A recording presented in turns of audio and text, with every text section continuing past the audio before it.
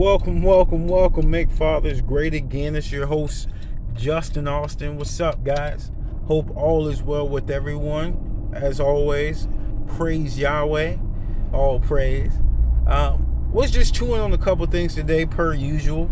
Was checking out Kevin Samuels, and maybe check out Fresh and Fit podcast, which I find interesting as well. Not all of it, but the topics are interesting if you isolate some of the information. And one of the guys said there's no such thing as a high value woman without a man, because a woman gains her value from the leadership of a male. And then made me think about the leadership that the man brings to the table. And one of the things that K. Sams remarked on, which I believe E.T.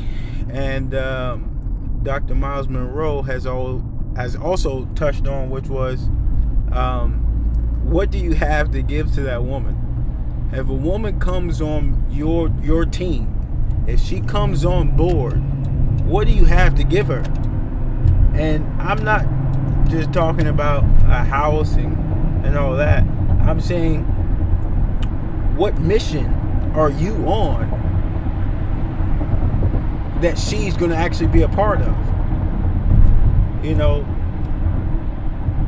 A lot of guys grow up without leadership, and we get into positions of leadership, whether it's employment, whether it's relationship, whether it's fatherhood. We get in positions of leadership, and we're missing out on the mentoring, the tutoring part that comes before the position. And I think about the lack of leadership that I've had and the leadership that I did put forth. And there were gaps that came from a lack of effort, a lack of mentorship, a lack of education, a lack of true desire to a certain degree. So, what is your plan for your life? And what do you have to offer to the world, to your wife, to your kids, to your community? Because what we are doing in this life is offering a service to others in some way, shape, or form. And you are called to serve. So how can that woman serve with you?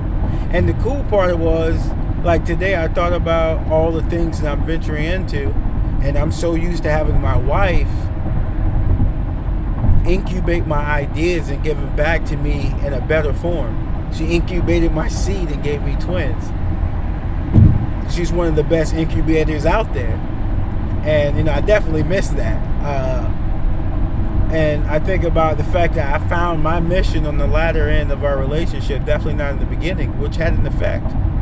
And so, man, I urge you, if you are not in a relationship, get a mission, get a plan, get your plan of service to Yahweh, to this world, to your family, to your community, before you get with that woman. Men, if you have a woman, girlfriend or wife, find your mission so you have something for her to be a part of.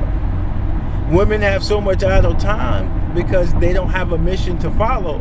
Because if you're sitting there on Facebook, why wouldn't she be sitting there on Facebook? We have to be about the work, and the work is service. So what is our service? So we can have something to share with our family, our resources, but our ideas as well. Our ideas. That's what we're passing on. Our ideas of leadership, our ideas of family, our ideas of work ethic, our ideas of love, our ideas of relationship with Yahweh. Everything that we are, we pass on. So what are we passing on? What are we passing on? What are you passing on through the service of your life? That's really what it comes down to. What is the service of your life offering to others? First to Yahweh, then to the world, then to your family.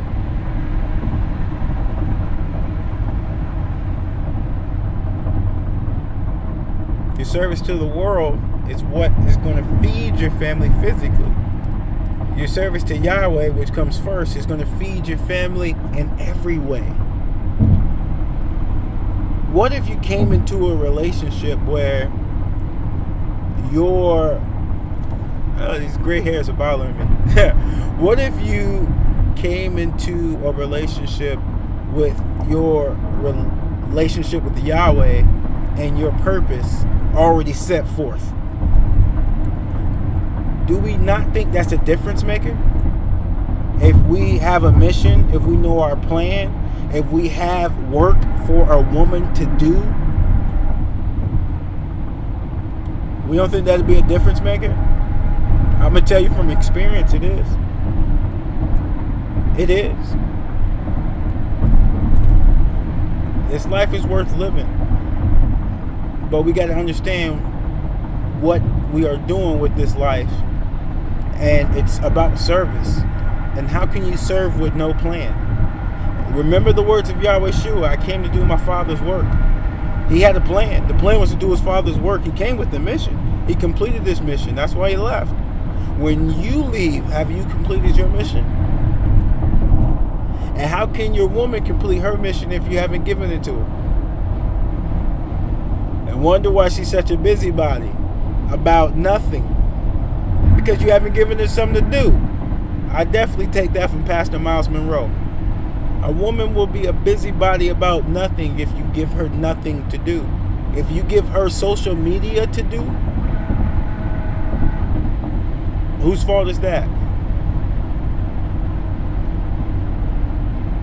I tell you, brothers, when we humble ourselves and think clearly, and we sit down, we put 1 + 1 on the paper, it will always equals 2.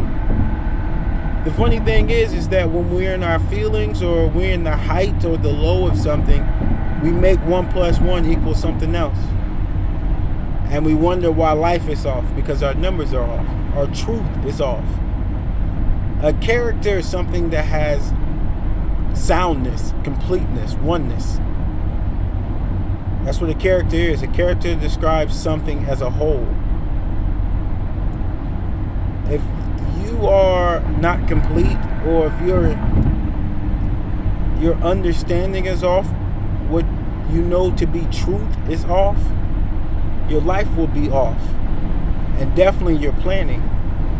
That's why we first must seek the kingdom. Seek the truth. That'll allow you to have a real plan and execute and have some real results that come from a man of Yahweh, because those results are different. Kingdom citizens have different results than what the world has. It's pretty interesting when we think about it. Kingdom citizens have different results because we are living a spiritual life. To live a spiritual life is living the true life. I can go deeper, but we're going to keep it simple for today, guys. Know this. Have a plan. First seek Yahweh. Put together a plan. And have Yahweh in that plan. And then when it's time to have that family, that leadership responsibility, you have something to give to them. You have something to share with them. And remember this. We are to drink his blood and eat his flesh. We drink the word and we eat the work. We drink the word and we eat the work. Seek Yahweh first. Put your plan together. You have something to share with your family. That's what we're doing every day. We're putting in work for the family of Yahweh and our family on earth. And hopefully your family on earth is the family of Yahweh as well. Not always the case. Blessed be the name Yahweh.